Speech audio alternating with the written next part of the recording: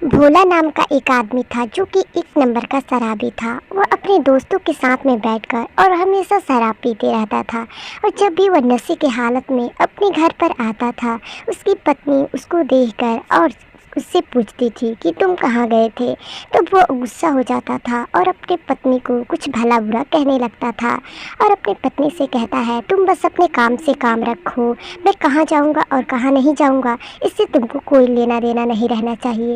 एक दिन रात के समय वह अपने छत के ऊपर बैठकर और शराब पी रहा होता है।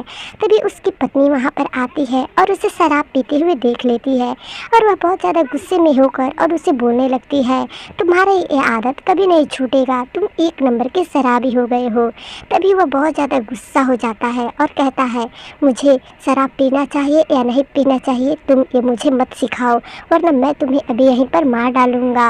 और वह शराबी बहुत ज़्यादा गुस्से में आ जाता है और वहाँ से बगल से एक डंडा उठाता है और अपनी पत्नी शोभा के सर के ऊपर उस डंडे को बजाने लगता है और वह ज़ोर ज़ोर से चिल्लाकर रोने लगती है। लेकिन वह शराबी आदमी एक भी उसकी बातें नहीं सुनता है और उसके सर पर डंडा मारते रहता है।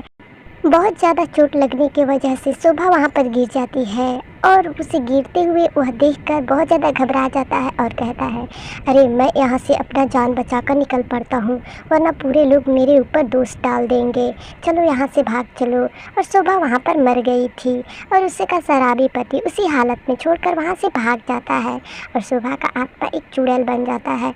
वह चुड़ैल अपने बेटे के बारे में सोचने लगती है और कहती है, आज तो मैं इसे नहीं छोड़ूंगी। तभी वह शराबी आदमी अपने बेटे के पास जाता है। तब उसका बेटा उससे पूछता है, अरे पापा मम्मी कहाँ है, उसी समय से मैं उसका इंतज़ार कर रहा हूँ और मुझे खाना वो कब देगी।